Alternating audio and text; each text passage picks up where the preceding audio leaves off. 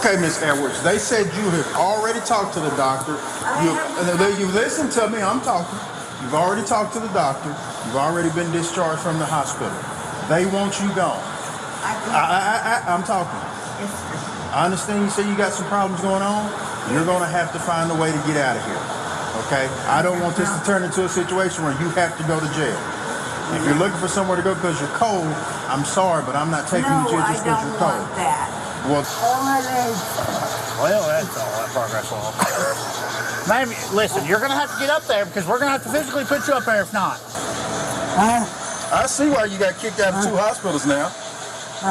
So you understand, she's saying she can't breathe. If she falls over either way and she can't breathe, she dies, that's on me. Oh, I got you. I'm not willing to take that risk. I got you. I wouldn't blame you. Wow, there's one police officer that doesn't want things to happen to him. None of them have any concern over this particular woman who was apparently discharged from a Knoxville area hospital, and she was complaining of issues, even though the hospital staff apparently said she's perfectly fine. So police then came in as disrespectfully as possible, telling her, cutting her off and all that, telling her that they're talking now and you're about to go to jail. So as that last officer said, don't put her in the back of this van because she might die. He just said that. Let's watch this. This is sad footage of that happening and them not caring. You pulled yourself to. Yes. She pulled herself to that position. Yeah. Here, sit up. Okay. Sit up. Okay, good deal. Come here. Okay. Okay, so you guys You're fine back there. Stop it. take me out I ain't dealing with you today. Because you lied. What's that mean? You wanted to help me. Stop it. I'm trying to say hello. Grow up. Unconscious or the driver of the car you stopped? My prisoner. Sit up. 39, you have another unit closer in. Then we start to Rutherford Road. Wake up. As he's screaming at her to wake up and mishandling her completely in the back of that squad car there, she then passed away. Later, here's a picture of Lisa.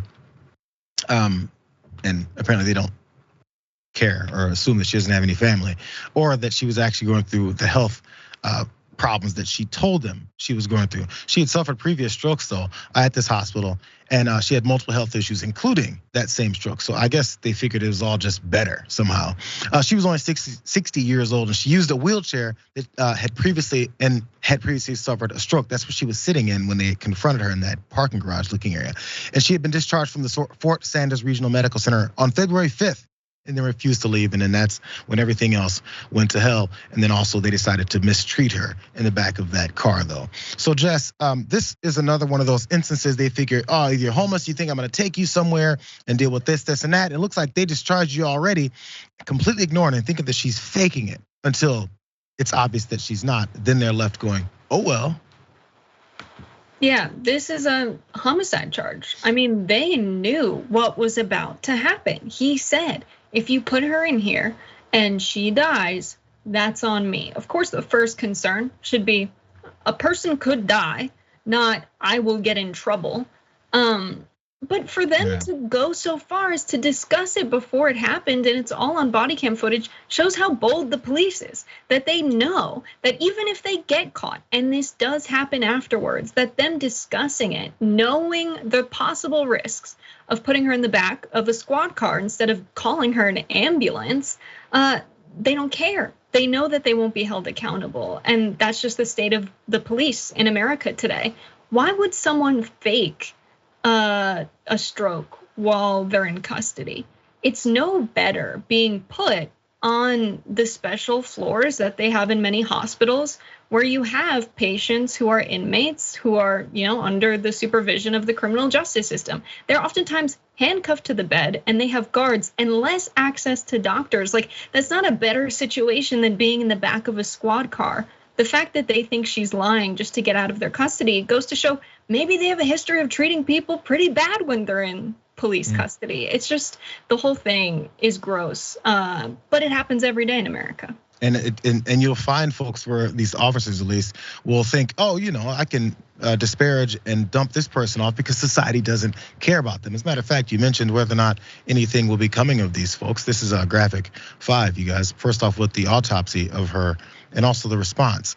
An autopsy conducted by medical examiners with the Regional Forensic Center concluded that Lisa Edwards died of natural causes, namely ischemic stroke due to atherosclerotic cardiovascular disease, and that, quote, that at no time did law enforcement interaction cause or contribute to Ms. Edwards' death. Weird. At no time did it cause or contribute to, maybe just delaying it, saying that she's BSing you, saying get out of here, what are you talking about, don't make me arrest you, I'll throw you in the back of this car, all those things. I had a family member that suffered from a stroke, and the thing that plays in my head that bugs me whenever I think about it is how alone they were, and the worry they probably had about what was going on and what was next. Imagine being surrounded by folks that could help you, and then they go, you know what, just die. It's all that much worse if you think about it. We don't think about those things. We just go, what is she doing here and why is she faking this? This is our society.